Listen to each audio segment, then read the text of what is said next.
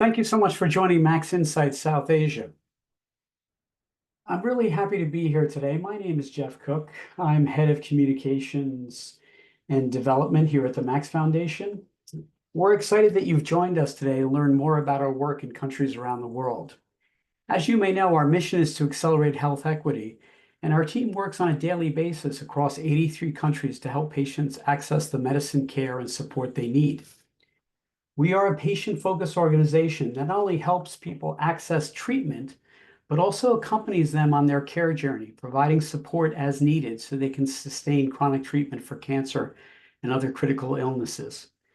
It's an exciting opportunity to share more of our work with you, and we really appreciate you attending today. With that introduction, I'll turn over today's session to my colleague, Riza. Riza? Hi, thanks, Jeff, and hello, everyone. Good morning or good evening, depending on the location that you are located. I am Raisa Ramirez, Development Officer at the Max Foundation. I want to welcome you all to our second Max Insight series. This one, as you know, will be focused on South Asia. I want to thank you for being part of this global community and for helping us to accelerate health equity. We could not do the work that we do without people like yourself. Today, we will hear from our colleague or program officer in India, Sri Lanka and Bangladesh, Beena Narayanan, and we will learn about her region's work and the goals that they have for 2025. Just a quick housekeeping reminders. We will be leaving a space for Q&A session, so please submit any questions that you have for Beena using the chat. A staff member will be checking the chat throughout the webinar, so please let us know if any issues arise. Only presentators will be on screen today. Since we have people joining around the world, we want to ensure bandwidth stays as stable as possible. If you would like to turn off on the captions, you can do that by clicking the Start Captions in the bottom center of your Zoom screen. And lastly, this presentation is being recorded and will be distributed to you all via email in the following days. Now, please let me introduce my special speaker for today, Beena Narayanan. And Beena, please tell us a little bit about yourself. Thank you so much, Raisa. And welcome all of y'all. I'm so happy to see you all here. And I am Beena Narayanan.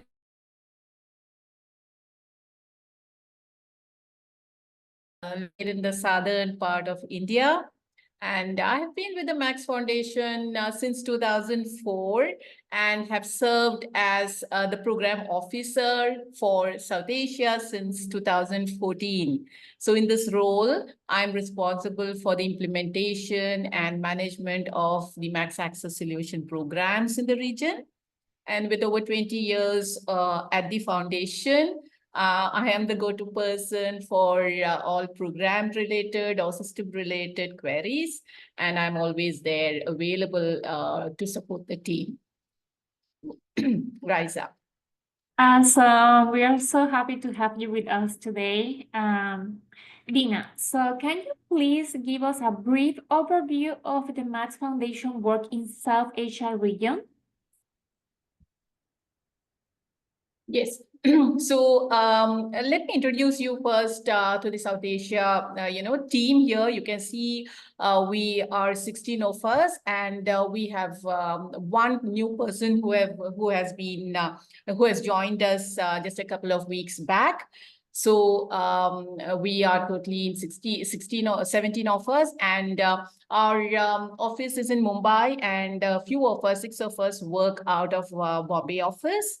So it is like I work from Kochi. There are, people, my colleagues working from Manipal, Coimbatore, Bangalore, Nepal, Kathmandu, etc. So this is my lovely team. And India, the region, the South Asia region, the region includes Nepal, Sri Lanka, and India. Previously, Bangladesh and Pakistan were also a part of the region. Now it is just India, Sri Lanka, and Nepal. In Nepal, we have currently around 13 drugs available as donation, serving over 2,250 active patients, and there are 8 physicians taking care of all these patients in Nepal. Sri Lanka, we have 2 drugs, Glivec and Iclusig, through the Max Access Solutions.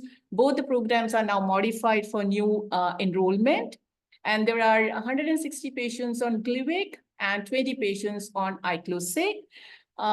We are currently in the process of introducing Xalkori, a Pfizer drug for lung cancer patients in Sri Lanka. So that is on Sri Lanka. India, we have Glivec and Iclusig drugs that are donated, and there are 10,000 plus patients on Glivec and 35 patients on Iclusig.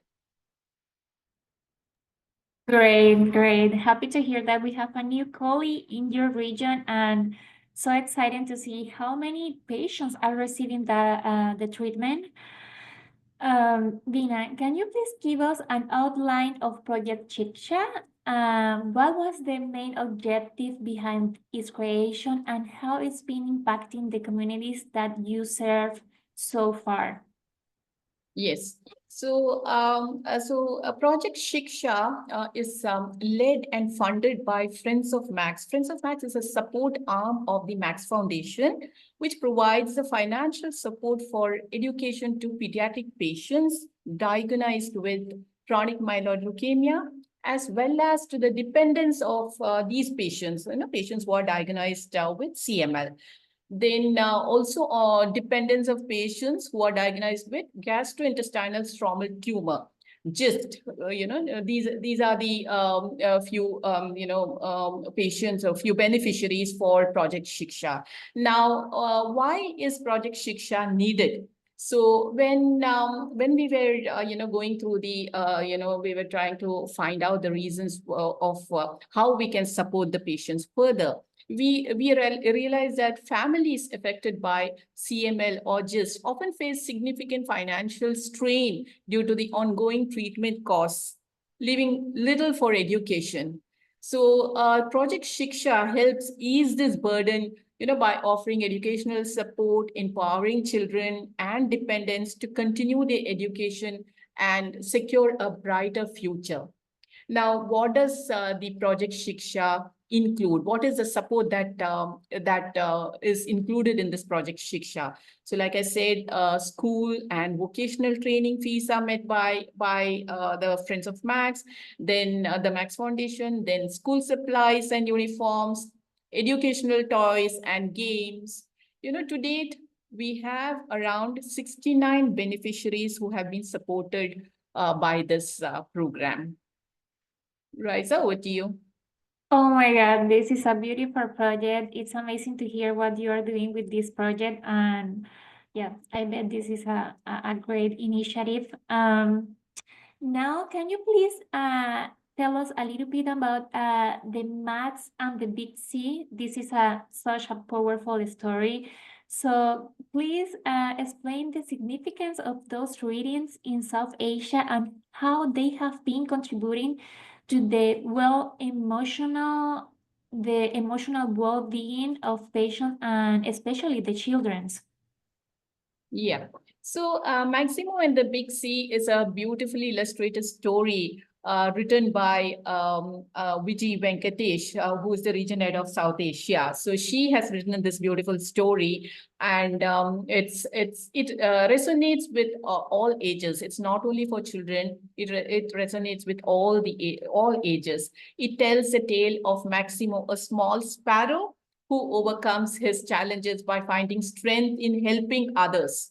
So this story symbolizes the Maximize Life movement led by the Max Foundation, which inspires cancer patients and survivors to find strength and hope by supporting one another. So what we do is wherever we go for a patient support group meeting, whichever city, whichever hospital we go to the pediatric ward of the hospital, and the children there who are taking treatment, or the children who have completed the treatment, we have a small session where we read out the book, we enact the story, like how the sparrow flew and things like that. And the children get so involved with the story that for a moment they forget all about their course, their journey of the treatment journey and all, and they are so happy that they share their happiness in the form of enacting along with us, and uh,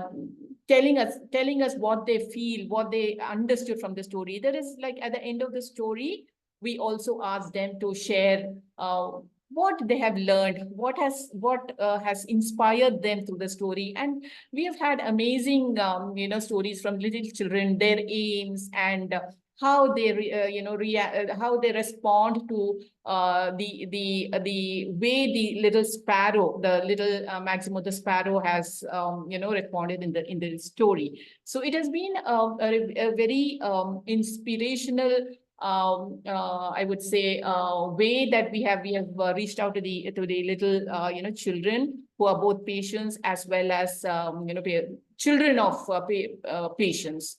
So that is how the Maximo and book, the Big C book reading is such a successful session that we do at every wherever we get a chance. Wherever we also go to certain schools, and wherever the children are allowed to spend some time with us. So we try to get an appointment, and we go there and we do this.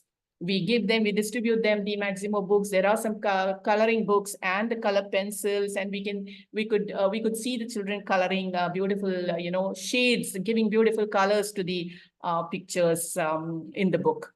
So this is how the Maximo in the book, Big C book, has a great impact on the little ones. Oh, that's amazing. I would love to have the opportunity to attend any of those sessions. And it is great that you say that it's not only for children. I mean, I have a few copies here in my house, and my husband read the book, and he was so inspired about the story. Yeah. So now, can you please tell us about Chai for Cancer? We have hosted actually a Chai for Cancer here in Seattle this year, but please tell us a little bit about this project and how it works. All right. Okay. So Chai for Cancer is a fundraising and awareness initiative to meet the unmet needs of cancer patients. It is through this that we raise funds, and we have volunteers who host informal gatherings. These gatherings are called addas. Addas in our local language, Hindi, means a small get together, where like-minded people come together over tea to support the cause.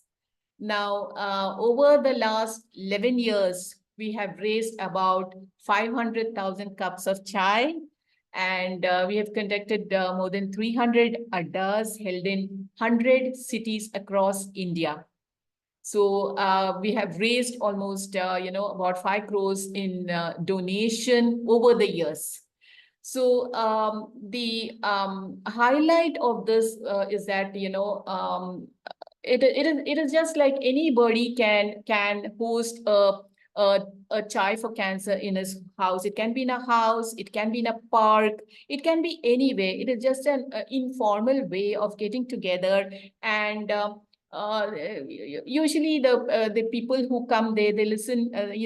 We talk about all the stories, and they listen, and they support us, they donate us, and it's like it's become a part of our one of our main fundraising events for the Max Foundation. Now this was launched in Thane, Mumbai. And in 24 we have already had Chai for Cancer in Mumbai and Delhi and many cities, almost like most of the cities, like now it's in Kolkata, a lot of cities. So they're the local partner, there is a radio partner, Red FM, which is our local, which is our radio partner, which through which they encourage and encourage the audience to donate, to support for the cause. So this is how Chai for Cancer works for us in different cities and at different times all over the country. So this is also a Friends of Max initiative. That's great. And 11 years, that's impressive in several cities. That's good to hear. And it's nice to hear that it can be hosted everywhere, like you say, in a park or maybe even your house. That's right. Wonderful. Thank you so much for all the insights that you have provided so far. All of the projects are so special. They involve children and actually everyone, even adults. So looking ahead, could you please share some of the key plans or initiatives that South Asia regions have planned for 2025? What can we expect in terms of new programs or new expansions that will continue to support families and the patients in your region? Yeah. So the coming 2025, we are going to focus mostly on a day-by-day program that has been initiated in India, where the patients monitoring test will be covered, will be reimbursed. So that is one thing that we are looking at. Then, of course, all the patient support group meetings. We host patient support group meetings in every month. We have one patient support group meeting in any city in the country. Like it can be anywhere. So every month we see to it that we have a patient support group meeting. In patient support group meetings, we call the patients in and around the cities, and we share the reading materials. We have a very good sessions with the physicians, and it's something that is covered over a day. So this is something that we do. We are planning to do in 2025. Then we have focus group meetings, discussions that we are planning, where we call a small group of people, and we have a topic, a focus, a focused topic that we can discuss. So that is something that we are planning for. Then we have Maximo book readings. We have many such projects. So the main thing is day by day, we have patient support group meetings. We have focus group meetings. We have Chai for Cancer. We have Maximo book readings. And I think, yeah, these are a few things that we are looking forward to. Of course, Project Shiksha. Project Shiksha is one of our main, project that we will be continuing for 2025.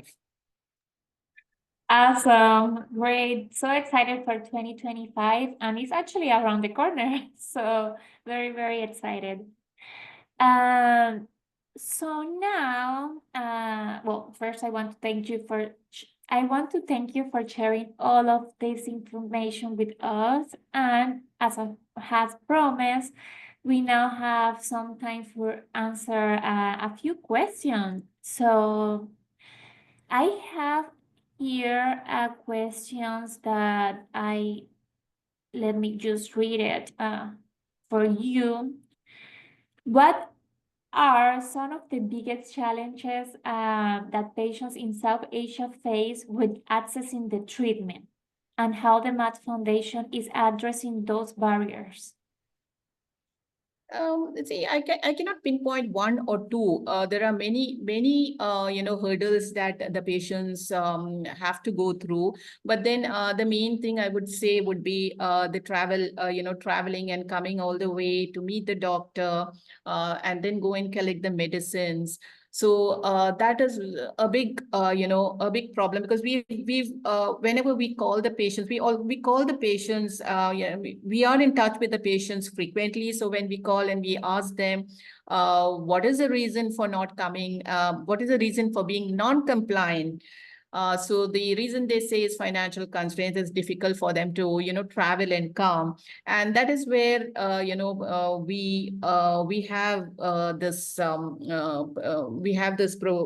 we reimburse the cost, travel cost to the patients, depending upon there are certain conditions which, VG as a region head and the trustees of the Friends of Mac, they decide, so they are reimbursed the traveling costs. And, that is how we support these patients and see to it that they are compliant and they come and they, even though the medicines are being donated, they don't have the money to come and meet the doctor, which is very important. So, that is where we see to it that nothing can stop them, nothing should stop them to come and meet the physician and collect their medicine. So we do this. We give the travel, travel reimbursement to certain patients who come to Mumbai office. So Awesome. Yeah, that's a challenge, and sometimes that trip to the hospital is a long way, hours even. So it is good that the Max Foundation is helping patients with even a ticket bus. That is very, very helpful. I have another question here, Beena, for you. How does the Max Foundation work with local partners to ensure that patients receive the care they need? Yeah, our team work, they call the physicians. Physicians are the main, partners for us in terms of, we are the we would say mediators between the patient and the physician. So it is very important for us to maintain our rapport with the physicians and, see to it that we also provide a bridge for the patients to, come and meet the physician and see to it that the issues are, shared. And there is an open talk, discussions happen, because most of the physicians are so busy. They might not get enough time to talk to the patients, because there'll be the loads of patients waiting outside the OP. So our team, they call the physicians, they talk to the physicians, they find out what the issue is, whether the patient, is there any issue with the patient being compliant or non-compliant.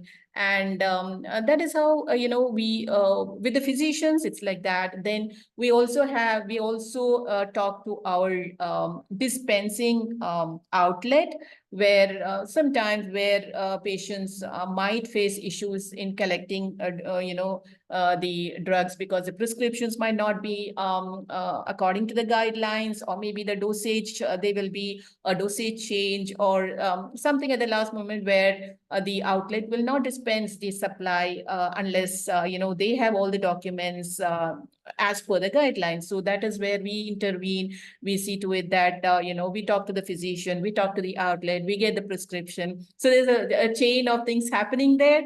And we see to it that, we always work to see that we support the patients as far as possible. And most of the cases, the physicians are approachable. Most of the cases, physicians are approachable, and we are able to support these patients also. Awesome. So happy to hear that. And this is a very inspiring answer, like just to hear that the Max Foundation is there for the patients, just working with the physicians all the way through. So it is good to hear that. I have another question here.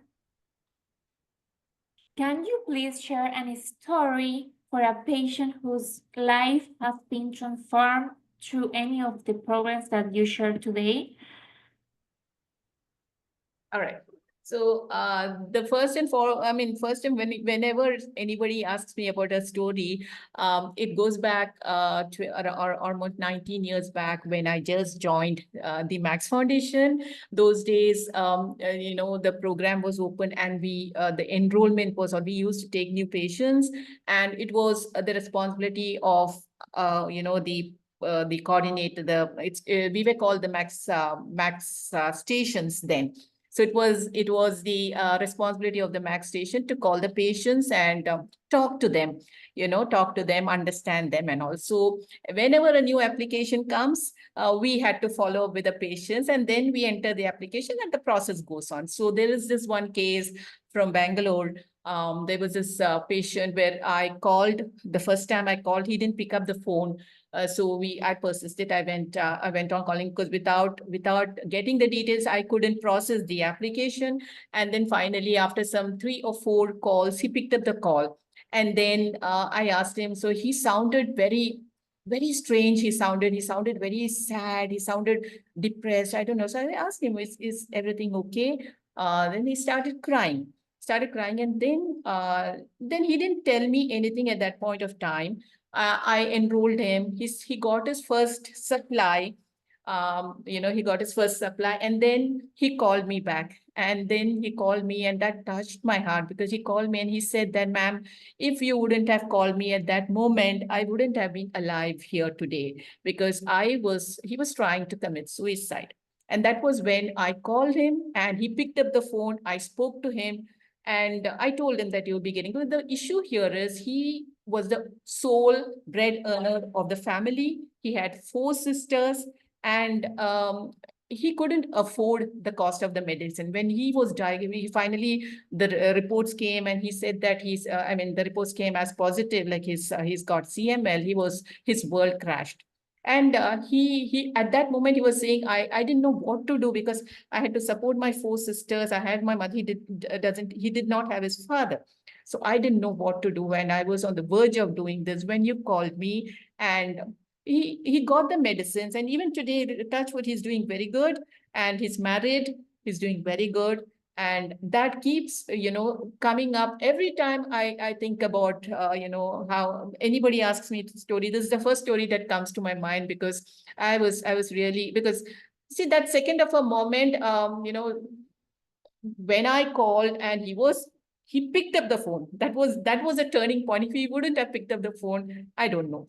I wouldn't have been able to speak to him. So the story keeps, coming, every time I talk to the patients, I think about these 19 years back, about the story.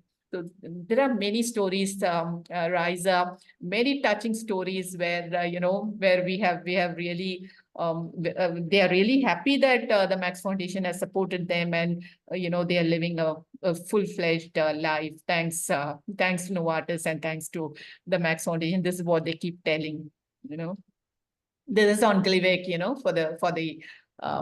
It was only Glivec in India at that time, so we didn't have any other drugs. So.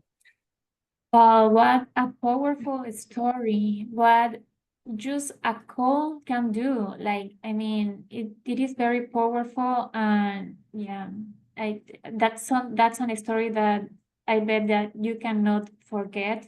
I mean, it's very, very powerful. And I am so happy that he picked that call, and now he's married, and it seems that this person is doing great. So I'm very, very happy that you did that call.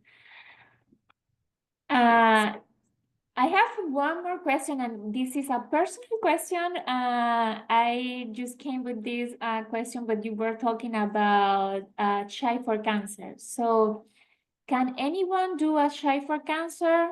And if so, how they can do it? How can people make that possible? Like if they want to host maybe a Chai for Cancer? Okay. A Child for Cancer, like anybody who wants to host a Child for Cancer can get in touch with us. We can definitely, tell the process. Like it's not a tough thing. If it is in India, we have a set, pattern. If it is outside, nothing. It's nothing. You just have to call friends. You have to arrange for some tea. Chai is tea. So a Chai for Cancer is tea chai. So you arrange for a tea, you can give some small, bites, maybe some biscuits or something like that, call some your close friends or, people around, neighbors, friends.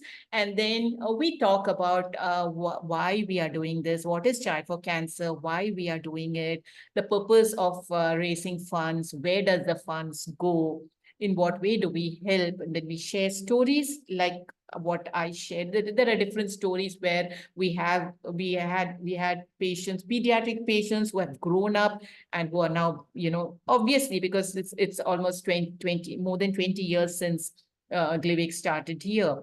So we share stories, and these stories create a lot of impact on the people who come there. And then the purpose is donation. So this is how we do it here. Great to hear. So if anyone would like to host a Child for Cancer event, just reach out to the team in South Asia. So that's a wraps up for the Q&A questions. I just want to be respectful with anyone's time. But if we didn't have time to get to your question today, or you think or a follow-up question later, please email us at fundraising@themaxfoundation.org, and we will be happy to chat with you. But before we wrap up, I would like to invite Jeff again to join us briefly to discuss some exciting upcoming events and ways that our audience can support the Max Foundation initiative. Over to you, Jeff. Thanks, Riza. And thank you so much, Beena. That story really makes you think, the impact of a cancer diagnosis when someone doesn't have access it's a very, very scary situation, even when you have access to medicine and all the healthcare that you need. When you don't have it, what a story. Thank God he picked up the phone. I know. A couple of updates from my side. Those sorts of stories remind us,